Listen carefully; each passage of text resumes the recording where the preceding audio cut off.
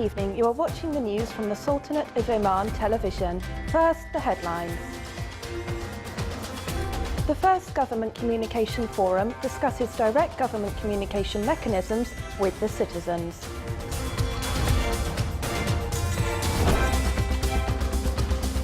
"18 kilometres of the Bid-Bid-Saw dual carriage road is opened in the Walaya of Bidya.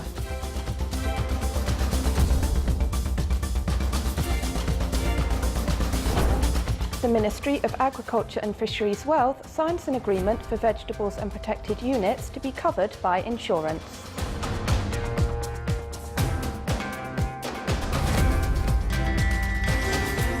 The Royal Navy of Oman vessel Shabab Oman 2 returns to the Sultanate after a 6-month voyage to Europe.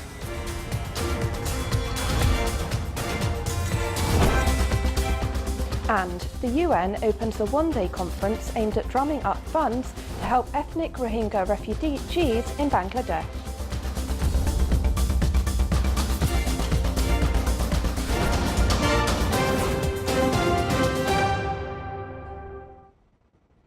Those were the headlines. Now for the news in detail. His Majesty Sultan Qaboos has sent a cable of greetings to His Excellency Edgar Lungu, President of Zambia, on his country's independence anniversary. Activities of the first Government Communication Forum started at Sultan Qaboos University. It is organised by the Secretariat General of the Council of Ministers. Here is a report read by Elham Al-Balushi. The forum discussed the direct government communication mechanisms with citizens related to the services provided by the state institutions. The Government Services Communication Center was also launched through social media with the aim to focus on means of communication between the center as well as the call centers in the different institutions. The forum, which was presided over by His Highness Sayyid Taimur bin Asad bin Tariq Al Said, shed light on diplomatic aspects of the Sultanate and its international level of dialogue through various media sources. It also focused on the experience of the United Kingdom as a model for government communication within the economic changes. On the other hand, the forum further highlighted the experience of Singaporean government's direct contact with the society in various issues. The participants working in communications and media departments said that the latest developments in media means are considered an evidence of existence of contact channels between the government and the citizens, as well as to provide various government institution services to the citizens directly. Others stressed that the government communication is considered as an integration between the government and the citizens. Alex Icken, Executive Director of Government Communication in the United Kingdom, has this to say.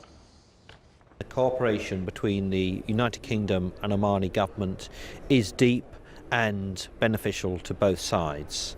I'm here today and have been speaking at the inaugural Government Communications Forum, which is a great step forward for the Government of Oman, establishing the Communications Centre through the work of the Secretary General of the Council of Ministers and the head of the Government Communications Centre. And this will be of benefit to people across Oman because it will bring together integrated government communications that explains the policies of the government, that receives feedback on what people are saying, and is better at setting out the vision for the country in serving ministers and His Majesty the Sultan. So I think this is a great step forward for the Government of Oman, and the United Kingdom government is delighted to be supporting this important initiative. In order to facilitate the traffic movement for road users in the Governorate of North Shakir, the Ministry of Transport and Communications opened 18 kilometres of the Bid-Bid-Saw dual carriageway in the Walaya of Bidya. The opening of this road comes within the first part of the second stage of the 131 kilometres long Bid-Bid-Saw road project, which starts from the area of Mazroon in the Walaya of Ibra in the Governorate of North Shakir to the Walaya of Saw in the Governorate of South Shakir. The road was constructed according to the latest international standards and includes 3 overbridges and a number of culverts to ensure the smooth flow of traffic movement. The Ministry of Transport and Communications stated that the completion percentage of the Ibra-Soor dual carriageway reached 70%, which will help to boost the social and commercial movement in the Sultanate.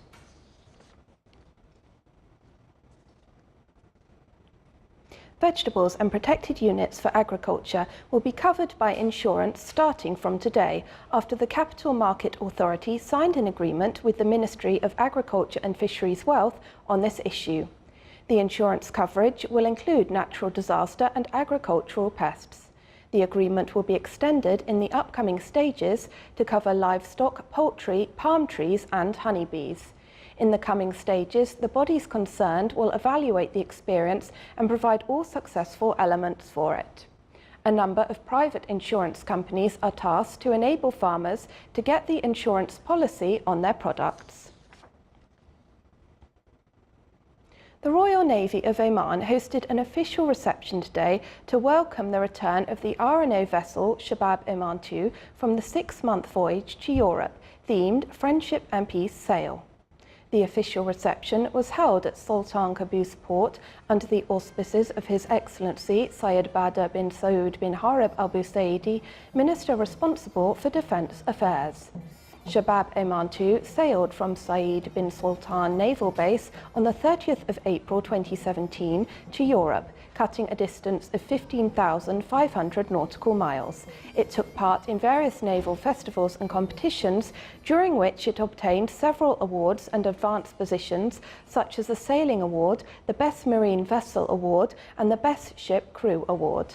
A number of mobile exhibitions were also held on the Shabab Oman II vessel while anchoring at scheduled destinations, besides taking part in many international activities and festivals.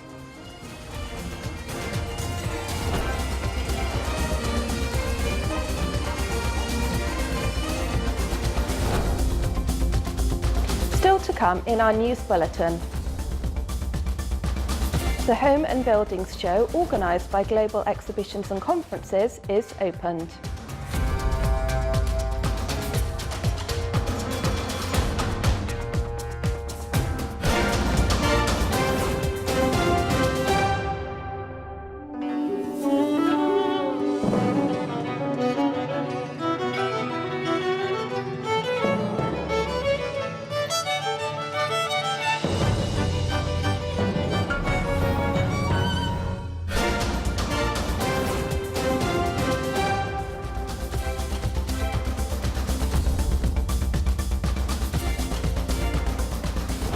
Welcome back to the news from the Sultanate of Oman television.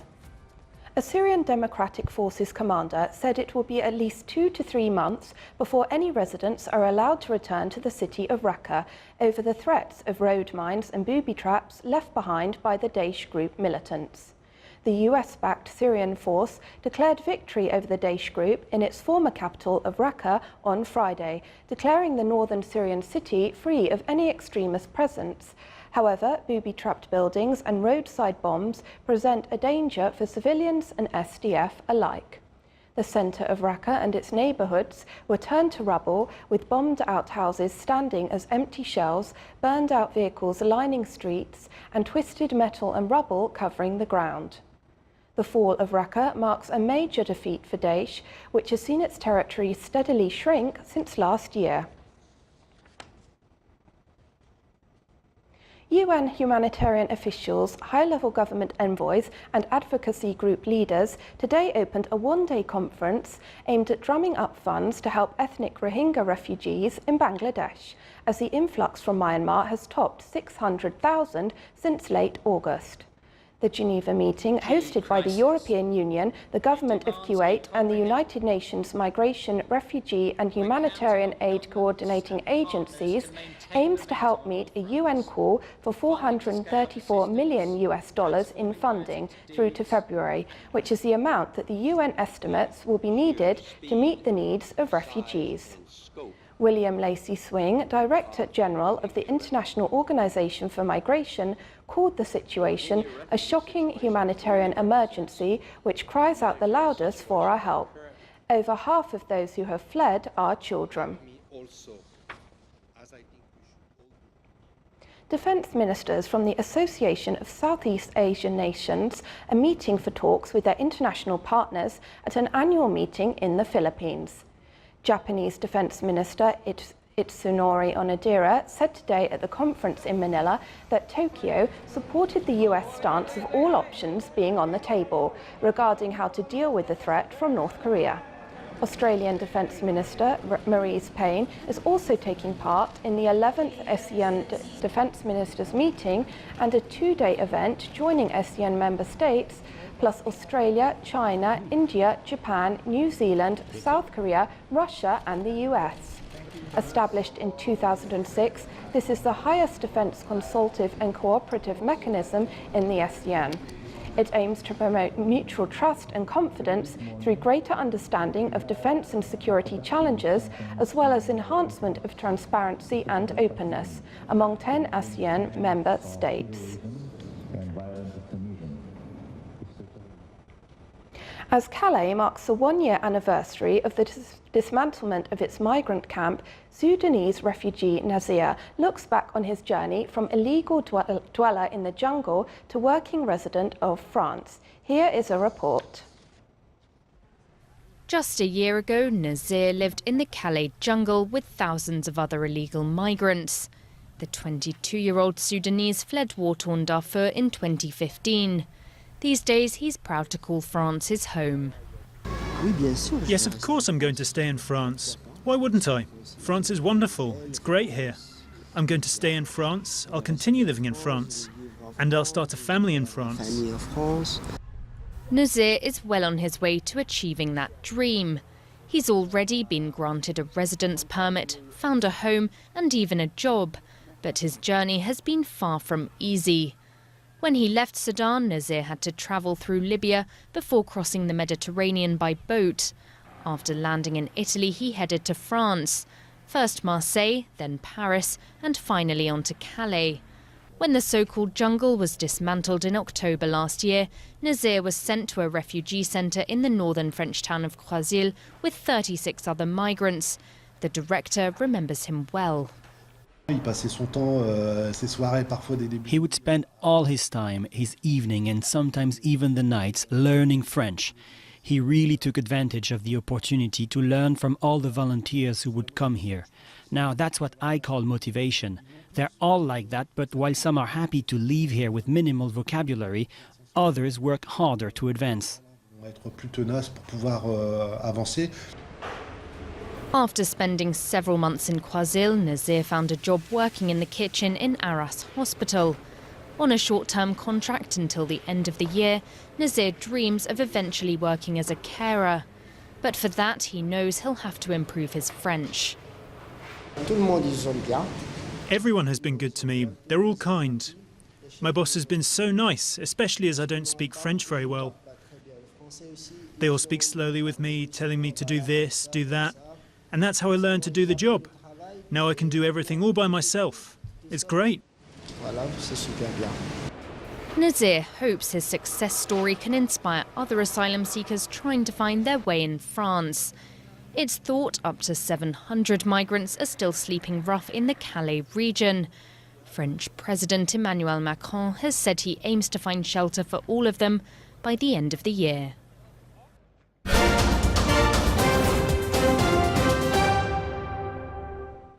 Back to some more local news. A partnership between Petroleum Development Oman and Changbu Chinese Factory, a factory which manufactures tubes and pipes, was opened in Sohar Free Zone in the Wilayah of Sohar at a value of $20 million. The production capacity of the factory is around 50,000 metric tons per year and has areas for service, maintenance and storage facilities. The opening of this factory will boost the local production of pipes and tubes for the oil industry in the Sultanate. It will be cost-effective and beneficial to Petroleum Development Oman as the waiting time to receive them will be reduced. Aiming to provide integrated solutions for comprehensive digital transformation, the Institution of Security and Safety Services signed a Memorandum of Understanding with Oman telecommunication company Omantel. The agreement stated that Omantel will take over the digital transformation in all operating sectors in the institution for 5 years, in addition to approving modern systems of planning institutional resources. The agreement also stipulated documentation, follow-up and insurance packages where the institution provides services to transfer valuable property and storage of marine security equipment. Discussing effects and transformations witnessed by the Arab Gulf region in urbanisation topped the discussions of the international conference entitled Urban Dominance and Traditional Urban Fabric in Sultan Qaboos University. The conference, which was organised by the Omani Studies Centre, seeks to introduce laws and organising policies for urban expansion on historical environments, in addition to studying the social changes accompanied by urban dominance and its effects on development and housing plans on urban Omani traditional fabric. The Postal Stamps March is highlighted in an exhibition being organised by the Ministry of Transport and Communications. The event coincided with the celebration of the World Post Day. The 2-day exhibition is displaying a number of post stamps that symbolise historical events. The exhibition is also shedding light on achievements realised in the post sector in the Sultanate. The Home and Building Show, organised by Global Exhibition and Conferences, opened today at the Oman Convention and Exhibition Centre. The 3-day exhibition displays new categories of products and services. The Home and Building Show targets agents, distributors and other people who have relevant interest in the field. For the first time, there is an exhibition for kitchens and toilets. It includes a large number of accessories, toilets, sanitary fixtures, tools and equipment, kitchen designs and accessories, as well as kitchen appliances and tools.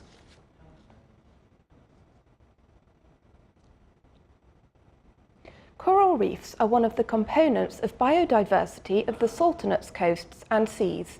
Within this context, a campaign was launched in the Governorate of Musandam for cleaning coral reefs.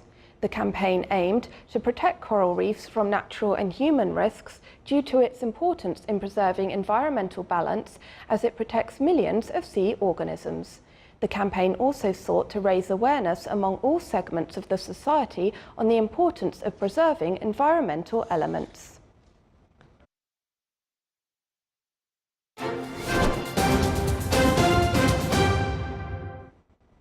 Now for the general weather forecast around the Sultanate. Clear skies will prevail over the Sultanate with chances of low clouds and fog late at night and early morning over the governorates of South and North Batna, Musandam and the coastal areas of the Arabian Sea. Winds will be southerly to southeasterly, light to moderate. Seas will be slight with a maximum wave height of 1 metre.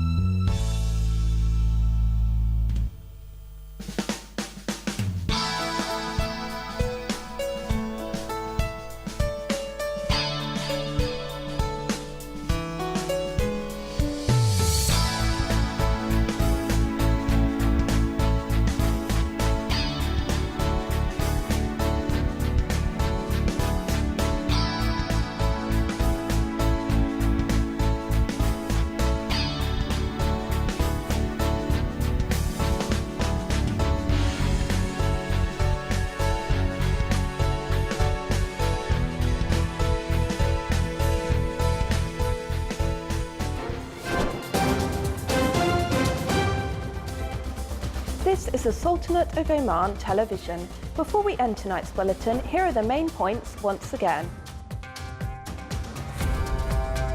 The first Government Communication Forum discusses direct government communication mechanisms with its citizens.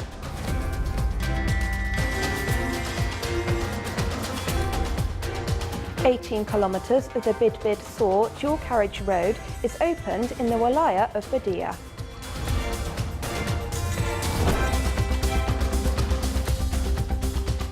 The Ministry of Agriculture and Fisheries Wealth signs an agreement for vegetables and protected units to be covered by insurance.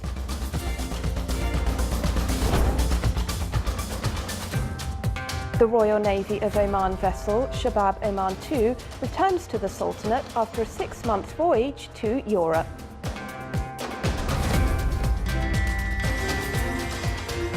And the UN opens a one-day conference aimed at drumming up funds to help ethnic Rohingya refugees in Bangladesh. With that, we come to the end of tonight's news bulletin. From all of us here at the newsroom and the studios, it's good night.